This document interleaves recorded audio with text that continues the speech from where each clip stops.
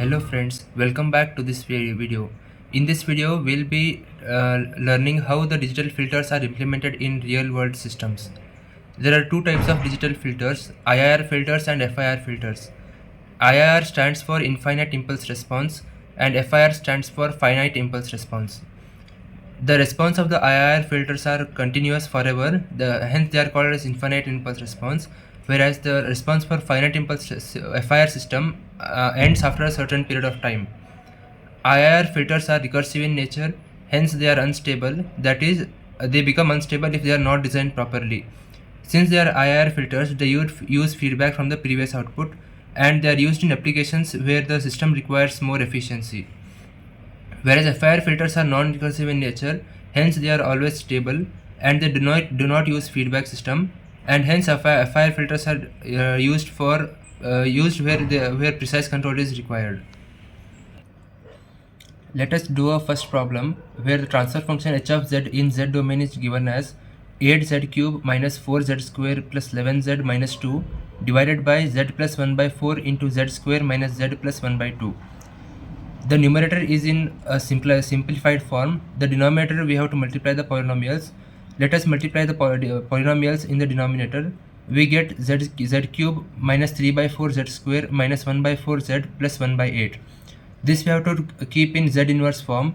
Hence, when we write the simplified denominator and numerator as it is, we get the transfer function h of z. Let us divide numerator and denominator by z cube. When we divide the numerator by z cube, we get 8 minus 4z square by z cube, which becomes 4z inverse, plus 11z divided by z cube, we get 11z raised to minus 2. Similarly, minus 2z raised to minus 3. In the denominator, when we divide denominator by z cube, we get 1 minus 3 by 4 z inverse minus 1 by 4 z raised to minus 2 minus 2 z raised to minus 3. We have obtained the transfer function h of z is equal to 8 minus 4 z inverse plus 11 z raised to minus 2 minus 2 z raised to minus 3 divided by 1 minus 3 by 4 z inverse minus 1 by 4 z raised to minus 2 minus 2 z raised to minus 3. We have to plot the block diagram for DIR1 and DIR2 form. While plotting DIR1 form, let us take the input x of n. X of n is our input, and this is the summation point where all the numerator terms are added. We have a constant term 8, hence 8 is added here. We have one delay term 4z inverse, which sums up, which is multiplied by minus 4. Another delay term with a coefficient 11.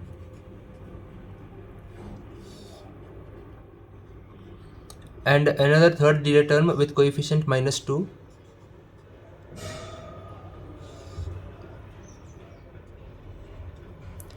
This is the point where all the numerator terms are added up.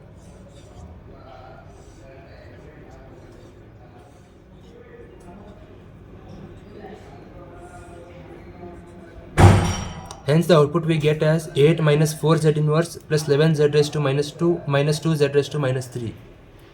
Now we have to plot the block diagram for denominator term. In the denominator we have 1 minus 3 by 4 z inverse minus 1 by 4 z raised to minus 2 minus 2 z raised to minus 3. There are maximum 3 delay terms, hence let us plot the delay terms z inverse and z inverse. For first delay term we have a coefficient minus 3 by 4. Since it is coming in the opposite direction, the denominators are negated. Already there is minus 3 by 4, hence this becomes plus 3 by 4. The second delay term is minus 1 by 4, this becomes plus 1 by 4. The third delay term is minus 2 and this becomes plus 2. This is the summing point for the coefficients. The constant term 1 as it is 1. Hence this becomes 1 minus 3 by 4 z inverse minus 1 by 4 z raised to minus 2 and minus 2 z raised to minus 3. And this comes our output y of n. We can see that in DIR1 form there are 6 delay terms required. Here are for numerator 3 terms, for denominator 3 delay terms. To reduce these delay terms we use DIR2 form. In DIR2 form we use the common delay terms for numerator and denominator. We can see that there are highest power is minus 3, hence 3 delay terms are required.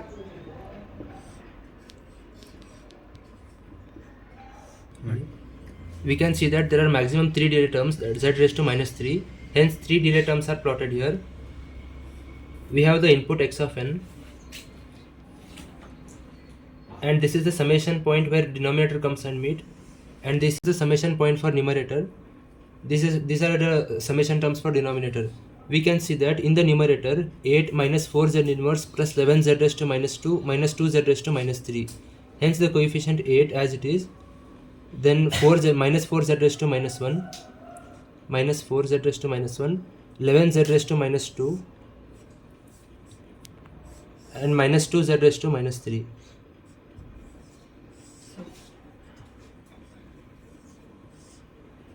The numerator will be on the right side and denominator will be on the left side, and denominator is always negated. 1 minus 3 by 4 z inverse, the constant is 1, minus 3 by 4 z inverse, on which negation becomes plus 3 by 4, plus 3 by 4 z raised to minus 1, minus 1 by 4 is there, becomes plus 1 by 4, minus 2 z raised to minus 3 becomes plus 2 z raised to minus 3.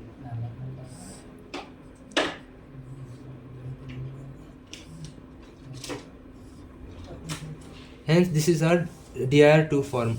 We can see that in DIR1 form 6 delay terms were required.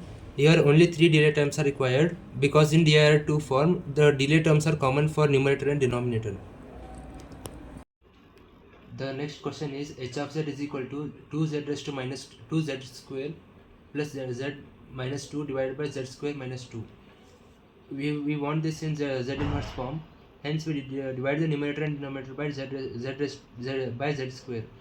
This becomes 2 plus z inverse minus 2z raised to minus 2 divided by 1 minus 2z raised to minus 2. We have to plot the DIR1 and DIR2 form for this transfer function h of z. This is our input x of n. This is a summation point for all the for numerator. There are two delay terms, z raised to minus 1 and z raised to minus 2.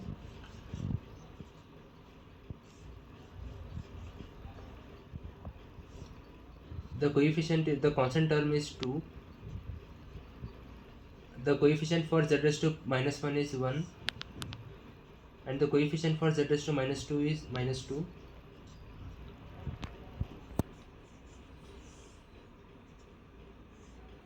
This is the block diagram for numerator. For the denominator, in the denominator we have 1 minus 2z raised to minus 2.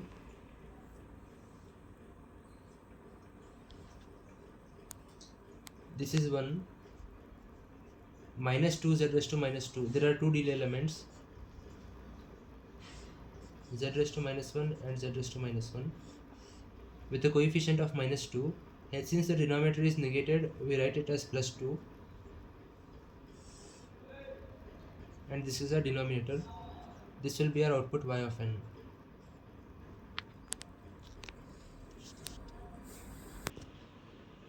We observed in the DIR1 that 4 delay elements were required. To reduce the delay elements, we go for DIR2 form. This is our input x of n, and here we have common delay elements for both numerator and denominator. The highest delay elements is minus 2, hence we write 2z raised to minus 1 2 times.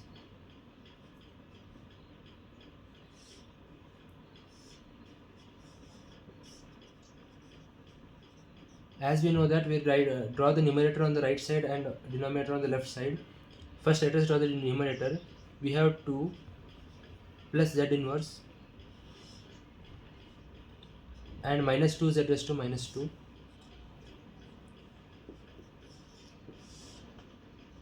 We are summing the numerator and we are summing all the terms. In the denominator we have 1 minus 2z raised to minus 2. This will be our 1 minus 2z raised to minus 2. Here the terms become negated, hence we write plus 2z raised to minus 2.